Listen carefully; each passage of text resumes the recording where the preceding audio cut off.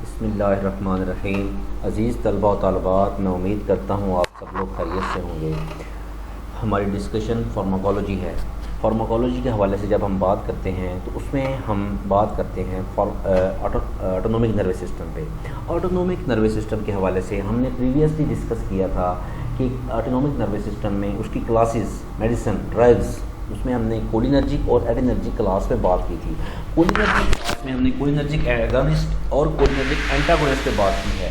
Cholinergic agonist में हमने acetyl choline के हवाले से और फाइजोस्टिग्मीन और इकोथायोफेट के हवाले से बात की है। तो नेक्स्ट जब हम आगे की तरफ मूव करते हैं तो कोलिनर्जिक एंटागोनिस्ट की क्लास आ रही है। कोलिनर्जिक एंटागोनिस्ट में हमने एट्रोपिन की बात की है और गैंग्लियनिक ब्लॉकर में हमने मिकामालामाइन और न्यूरोमस्कुलर ब्लॉकर में हमने ट्यूबरकुलोराइन और सक्सिनाइलकोलिन की बात की है। तो जब आज कल हमारी डिस्कशन स्टार्ट हुई थी एडिनर्जिक ब्लॉकर पे, एडिनर्जिक क्लास ऑफ ड्रग्स पे, तो एडिनर्जिक के हवाले से एडिनर्जिक एगोनिस्ट पे हम बात कर रहे थे। तो हमने उसके इंट्रोडक्शन पे बात की थी। Adrenergic drugs effect receptors that are stimulated by norepinephrine और एपिनेफ्रिन। सम एडिनर्जिक ड्रग्स जो होती हैं डायरेक्टली करती हैं एडिनर्जिक रिसेप्टर पे और by activating and some indirect कर रही होती हैं। तो जब आज की हमारी जो डिस्कशन है वो हमारे एडिनर्जिक जो एगोनिस्ट हैं, एडिनर्जिक एगोनिस्ट की क्लास है जिसको एपिनेफ्रिन का नाम दिया है। एपिनेफ्रिन जो है डायरेक्ट एक्टिंग एगोनिस्ट है, डायरेक्टली इसकी आ रही है रिस्पॉन्स है और इसका जो एक्शन है टिश्यू के ऊपर इस post ganglionic sympathetic nerve ending पे हो रहा है और ये इंटरएक्ट करती है रिसेप्टर साइड पे ऑन सेल मेम्ब्रेन के उस पर इंटरएक्ट कर रही है। ठीक है, ये इसका जो इफेक्ट है सिंपैथेटिक नर्व पे वो इनहिबिट किया जाता है बाय ड्रग से। ठीक है, एपिनेफ्रिन क्या है? एक sympathomimetic that epinephrine is a sympathetomimetic that exerts its pharmacological effect on both alpha and beta adrenergic receptors using a G protein linked second messenger system. Epinephrine alpha and beta adrenergic receptor पे effect करती है किसके through? G protein linked second messenger system. अभी हम थोड़ा सा epinephrine discussion, अभी मैं नेक्स्ट स्लाइड में आपको जी प्रोटीन के बारे में बताता हूँ। It has in small dose. जब आप एपिनेफ्रिन को स्मॉल डोज में दे रहे हैं तो उसमें इसका बीटा रिसेप्टर पे इसकी एफिनिटी ज़्यादा है, जबकि अगर आप लार्ज डोज में देते हैं तो produce selective action on alpha blocker. Beta और अल्फा ब्लॉकर के हवाले से अगर आप एपिनेफ्रिन को डिफ्रेंशिएट करते हैं तो ये अगर हम आपको बताएं कि बीटा रिसेप्टर पे स्मॉल डोज में इसको दिया जा रहा है, ठीक है, और इसकी एफिनिटी आ रही है ग्रेटर एफिनिटी, जबकि लार्ज डोज पे इसकी अल्फा ब्लॉकर अल्फा रिसेप्टर के साथ अल्फा रिसेप्टर पे इसका रिस्पॉन्स आपको मिल रहा है। जब हम एक टर्मिनोलॉजी इसमें देखी है कि आपका जो एपिनेफ्रिन है एडिनर्जिक रिसेप्टर पे किस तरह अल्फा एंड बीटा इफेक्ट करता है, तो वो एक सिस्टम फॉलो करता है। तो सिस्टम क्या है? जी protein linked second messenger system. ये क्या है? A specific target for activated ji protein. Ji protein क्या है? Guanine nucleotide binding protein. Guanine nucleotide binding protein है जी प्रोटीन। ठीक है, क्वेश्चन आ सकते हैं जो जी प्रोटीन स्टैंड फॉर, मतलब आपके अंडरस्टैंडिंग के लिए आपको बताना चाहिए गोनाइन न्यूक्लियोटाइड बाइंडिंग प्रोटीन है। Include various enzyme that produce second messengers. क्या चीज़? आपका जो जी प्रोटीन है वो काफ़ी सारे एंजाइम्स को प्रोड्यूस कर रहा है second messenger. Include various enzyme that produce second messenger, एक फर्स्ट सेकंड और दूसरा सेकंड मैसेंजर पैदा हो रहा है। as well as certain ion channels that allow ions to act as second messenger. Some G proteins stimulate the activity of these targets whereas the other are inhibitory. यहाँ सिर्फ ये बात हो रही है कि आपकी जो एपिनेफ्रिन है वो इफेक्ट करती है अल्फा बीटा ब्लॉकर पे by G protein link second messenger system. उसमें हम बात कर रहे हैं जी प्रोटीन क्या चीज़ है? गोनाइन न्यूक्लियोटाइड बाइंडिंग प्रोटीन है। ठीक है, किस तरह से मुख्तलिफ एंजाइम्स सेकंड मैसेंजर पैदा करते हैं। ठीक है, तो यहाँ आपको बताया जा रहा है तो वो एंजाइम पैदा कर रहे हैं। ये एक एंजाइम है जो प्रोटीन है जो स्टिमुलेट कर रही है activity of these targets, epinephrine के जो टारगेट्स हैं वेयर अदर और इनहिबिटरी। ठीक है, यहाँ तक तो बात थी एपिनेफ्रिन के इंट्रोडक्शन के हवाले से। एपिनेफ्रिन का अभी हम बात कर रहे थे अल्फा ब्लॉकर और beta blocker, alpha receptor beta receptor पे इफेक्ट आ रहा है। उसको थोड़े से इफेक्ट फार्माकोलॉजिकल इफेक्ट पे जब हम बात करते हैं तो इसमें हम देख रहे हैं कि एपिनेफ्रिन अल्फा 1 एड्रेनर्जिक रिसेप्टर पे वेजोकंस्ट्रिक्शन ये जो एरो का निशान ऊपर की तरफ को जा रहा है, ये आपको ये इंडिकेट कर रहा है कि इंक्रीज़ इन वेजो कंस्ट्रिक्शन। साथ ही नीचे ब्लड प्रेशर के साथ भी एरो का निशान जा रहा है ऊपर की तरफ, तो ये आपको कह रहा है इंक्रीज़ इन ब्लड प्रेशर। जबकि इसके नीचे एरो का निशान डाउन साइड है, जो आपको इंडिकेट कर रहा है म्यूकोसल एडिमा डिक्रीज़ करवाता है। कौन? एपिनेफ्रिन का अल्फ़ा 1 एडिनर्जिक रिसेप्टर पे जो इफेक्ट आ रहा है वो वेजो कंस्ट्रक्शन इंक्रीज़ करता है, vasoconstriction, increase in blood pressure और डिक्रीज म्यूकोसल एडिमा। इसी तरह बीटा 1 एड्रेनर्जिक रिसेप्टर पे इसका जो इफेक्ट आ रहा है वो इंक्रीज़ करता है कार्डियक कंट्रैक्शन फोर्स जो है वो इंक्रीज़ हो रही है और आपका हार्ट रेट भी इंक्रीज़ हो रहा है। ठीक है, इससे आपका हार्ट रेट भी एपिनेफ्रिन का जो बीटा 1 पे इफेक्ट आ रहा है इंक्रीज़ कर रहा है। इसी तरह आपका एपिनेफ्रिन जो बीटा 2 पे उसका इफेक्ट आ रहा है, बीटा 2 एड्रेनर्जिक रिसेप्टर पे, उसमें ब्रोंको डायलेशन हो रहा है। देख रहे हैं अल्फ़ा 1 पे वेंको कंस्ट्रिक्शन और बीटा 2 पे ब्रोंकियाई की डायलेशन हो रही है और ये आपका mediator release decrease the mediator release की तरफ इसका इफेक्ट आपको शो किया जा रहा है। इसके साथ एपिनेफ्रिन के कुछ आपकी कार्डियोवैस्कुलर सिस्टम के हवाले से इफेक्ट से जब हम बात करते हैं तो epinephrine exerts most of its effect on the heart through activation of beta 1 adrenergic receptor, जो मैंने अभी आपको डिवीजन अल्फा 1 बीटा 1 के हवाले से बताई। तो ये इसका जो मोस्ट इफेक्ट आ रहा है बीटा 1 एड्रेनर्जिक रिसेप्टर कार्डियक की बात करें, beta 2 and alpha receptors are also present.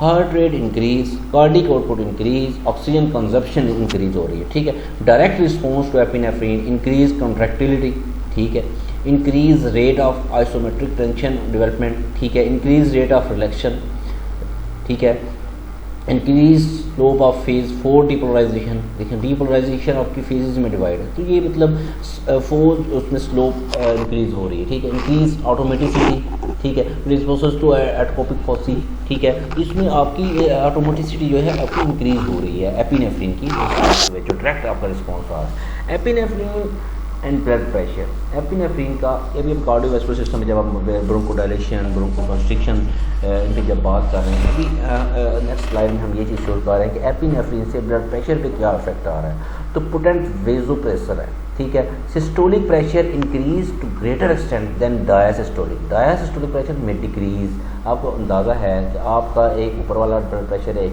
नीचे वाला ब्लड प्रेशर है, एक 120 है और एक आपका 80 mmHg है। तो इसमें जो सिस्टोलिक प्रेशर आपका वो इंक्रीज़ हो रहा है ग्रेटर एक्सटेंट पे, जबकि डायसिस्टोलिक डिक्रीज़ हो रहा है एपिनेफ्रिन की वजह से। पल्स प्रेशर वाइडनेस हो रही है। ठीक है, epinephrine increase blood pressure by इस तरह enhancing cardiac contractility, positive inotropic effect, beta 1 receptor effect, increase heart rate, positive chronotropic effect. देखिए दो तरह के इफेक्ट हैं, आइनोट्रोपिक और क्रोनोट्रोपिक। तो आइनोट्रोपिक बीटा 1 रिसेप्टर के थ्रू आपका क्या कर रहा है, कार्डिक कंट्रैक्टिलिटी बढ़ रही है और क्रोनोट्रोपिक से हार्ट रेट बढ़ रहा है।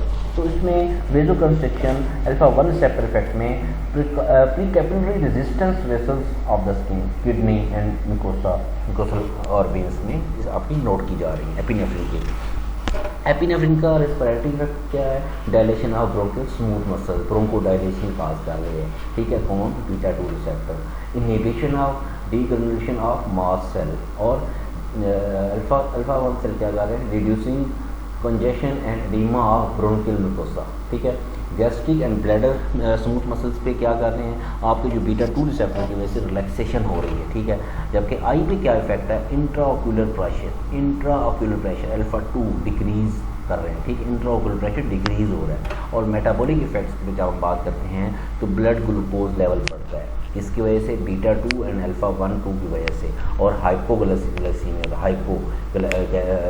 ग्लूकोज लेवल जो है वो कम हो जाता है, हाइपोग्लाइसीमिया, फ्री फैटी एसिड का लेवल बढ़ जाता है। ठीक है, तो बीटा रिसेप्टर की वजह से। सर हम थेराप्यूटिक यूजेस पे जब हम बात करते हैं, थेराप्यूटिक यूजेस ऑफ एपिनेफ्रिन पे जब बात करते हैं तो इसके एक्यूट ब्रोंकियल अस्थमा की जो ट्रीटमेंट है वो आपकी एपिनेफ्रिन की ब्रोनेमिनस है, bronchodilation, bronchial mucosal congestion and oedema. और अगर हम बात करते हैं allergy, urticaria, oedema, anaphylactic shock, insulin hypoglycaemia, cardiac resuscitation, intracardiac injection of adrenaline in cardiac arrest. ठीक है। रिसोसिएशन का क्या कि ब्रैकेट में आपको ये इंडिकेट किया जा रहा है कि ये इंट्राकार्डिक इंजेक्शन है जिसका एड्रेनालिन इन कार्डिक अरेस्ट में। तो यहाँ तक हमने एपिनेफ्रिन के बारे में देखा है। इसमें एपिनेफ्रिन की फार्माकोकाइनेटिक्स में जब हम बात करते हैं तो इसका ऑनसेट कितना है 1 to 2 मिनट, ड्यूरेशन भी 1 to 2 मिनट है। मेटाबॉलिज्म इसका बाय COMT एंड MAO। ये क्या है? COMT क्या है? कैटेचोलामाइन ओ मिथाइल ट्रांसफेरेज एंजाइम है। कैटेचोलामाइन ओ मिथाइल ट्रांसफेरेज एंजाइम है। कैटेचोलामाइन क्या चीज़ है? कैटेचोलामाइन बेसिकली जो आपका अभी हम बात कर रहे हैं एपिनेफ्रिन की, तो ये कैटेचोलामाइन ही है। कैटेचोलामाइन वो हार्मोन है जो आपके एड्रिनल ग्लैंड से प्रोड्यूस होता है किडनी के ऊपर, ठीक है। तो इसका जो मेटाबॉलिज्म है वो कैटेचोलामाइन ओ मिथाइल ट्रांसफेरेज एक एंजाइम है और मोनोमाइन ऑक्सीडेज एंजाइम, ये दोनों एंजाइम इसके मेटाबॉलिज्म को प्रमोट करते हैं।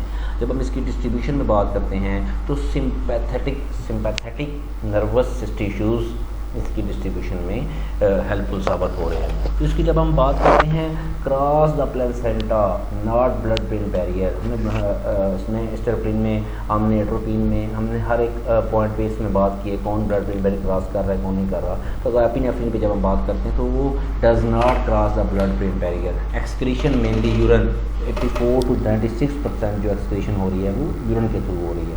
तो इसमें इसके एडवर्स इफेक्ट पे जब हम बात करते हैं तो इसमें हाइपरटेंशन, ब्रेडिकार्डिया, इरिथमियाज, पल्पिटेशन, ठीक है, ischaemic injury, potent vasoconstriction, anxiety, insomnia, confusion, headache, साइकोसिस, weakness, tumour, anorexia, nausea and vomiting, ये सारी चीज़ें जो हैं आपको ब्रीफली पहले बार बार बताई गई हैं कि इसकी क्या चीज़ है, किस मकसद के लिए इस्तेमाल हो रहा है। क्योंकि हम बेसिकली हम एक रिवीजन की तरफ जा रहे हैं, हमारा रिवीजन सेशन है, तो इसमें एक एक चीज़ को एलेबोरेट करना, उसको बताना, उसमें टाइम कंज्यूमिंग चीज़ है, ठीक है। तो आपको ये इन चीज़ों के बारे में पहले डिटेल में बताया गया है, ठीक है। तो इसमें मज़ीद अब इधर हमें क्योंकि हम मकसद रिवाइज़ कर रहे हैं, ठीक है। अब जैसे आपको ये जो टर्मिनोलॉजी इस्तेमाल हुई है तो मैं उम्मीद करता हूँ आप लोग इनसे अवेलेबल। अगर फिर भी किसी को इसकी समझ नहीं है या किसी को आइडिया नहीं है तो आप पर्सनली मुझे ये मैसेज वगैरह करके व्हाट्सएप पे इसके बारे में पूछ सकते हैं, सर इसकी समझ नहीं है, ये इसका पता नहीं, तो मैं आपको उस पर इंशाल्लाह रिस्पॉन्स बैक करूँगा आप लोगों को, ठीक है। तो इसमें अब नेक्स्ट हमारे पास एम्फेटामिन। यहाँ तक एपिनेफ्रिन की जब हम बात की है, एड्रेनालिन की जो ड्रग हम बात कर रहे हैं, एपिनेफ्रिन हमारे पास डायरेक्ट एक्टिंग एगोनिस्ट है, ठीक है। एड्रेनर्जिक एगोनिस्ट पे जब हम बात कर रहे हैं तो एपिनेफ्रिन क्या है हमारे पास डायरेक्ट एक्टिंग एगोनिस्ट है। अभी हम इनडायरेक्ट एगोनिस्ट पे जब हम बात करते हैं, एम्फेटामाइन आपका क्या है इनडायरेक्ट एक्टिंग एगोनिस्ट है। तो इसमें catecholaminergic synthetic amine that show quite similar effect as cocaine. आपका जो एम्फेटामिन है ये नॉन कैटेचोलामाइन है, ये कैटेचोलामाइन नहीं है। एपिनेफ्रिन आपका कैटेचोलामाइन है, जब आपका एम्फेटामिन नॉन कैटेचोलामाइन आपका केमिकल है।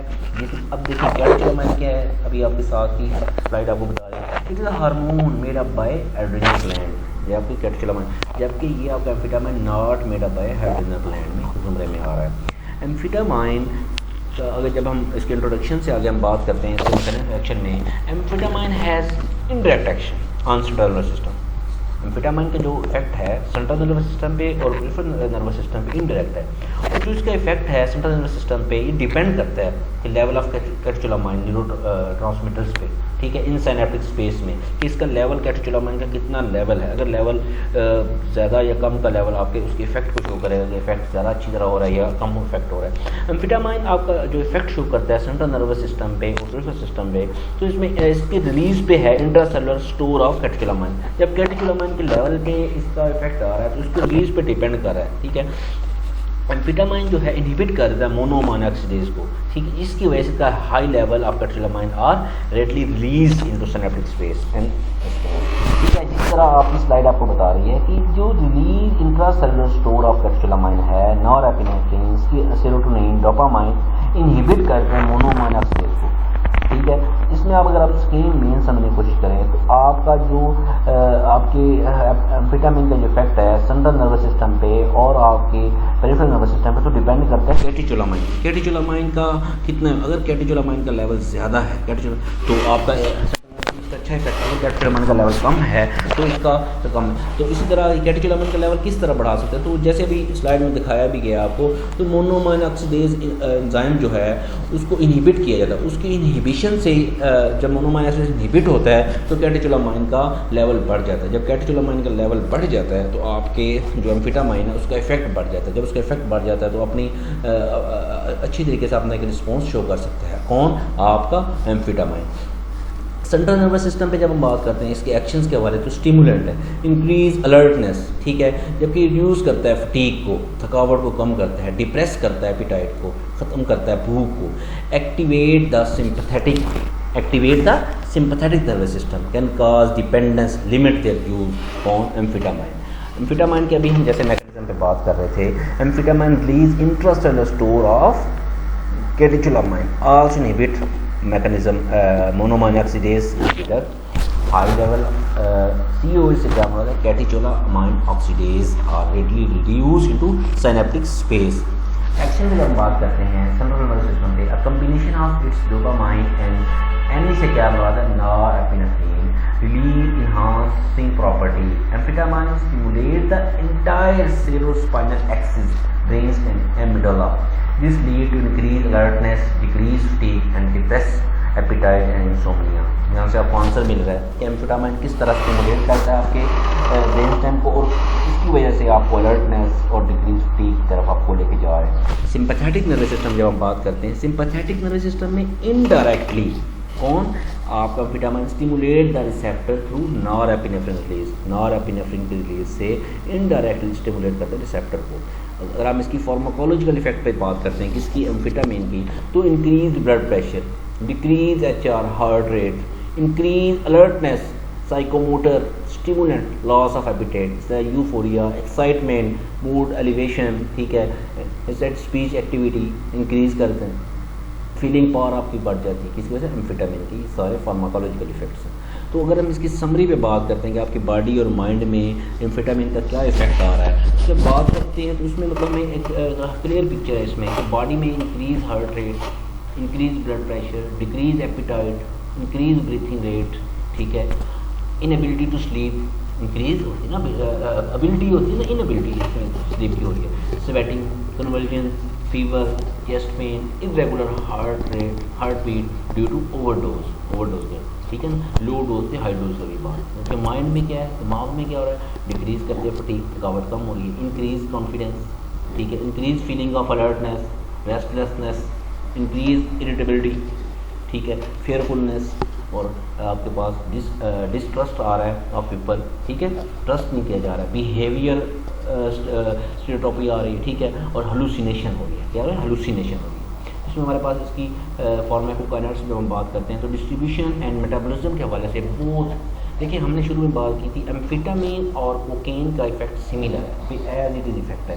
तो जो कोकेन एंड एम्फेटामिन है पेनिट्रेट करती हैं ब्लड ब्रेन बैरियर इजीली, ठीक है, इजीली ब्लड ब्रेन बैरियर को पेनिट्रेट कर रही हैं। जब ये ब्लड ब्रेन बैरियर को पेनिट्रेट कर रही हैं तो उसमें इनका कोकेन का जो है 50 to 90 मिनट है, जबकि एम्फेटामिन का 5 to 10 आवर हाफ लाइफ, ठीक है।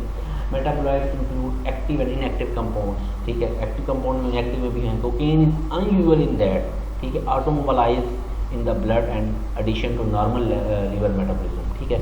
इसमें जब हम इसकी बात करते हैं एडवर्स इफेक्ट पे एम्फेटामिन के, तो ये अब्यूज़ एंड एडिक्शन कॉज करता है ब्लड सेल, ठीक, इसकी वजह से, और इसकी वजह से हमारा हाई बॉडी टेम्परेचर हो रहा है, किसकी वजह से, एम्फेटामिन से, कार्डियोवैस्कुलर सिस्टम फेलियर आ रहा है, ठीक है, और इसमें हमारे पास हॉस्टिलिटी आ रहा है, परवलिन आ रहा है, ठीक है, इरेगुलर आ रहा है, increase heart rate, heart beat बढ़ रही है, और increase diastolic systolic blood pressure, increase activity, ठीक है, यूफोरिया, ठीक है, और इसमें आपकी फटीग वगैरह आ रही है। तो ये मतलब यहाँ तक हमने एम्फेटामिन के बारे में इसकी रिवर्स इफेक्ट पे बात की है।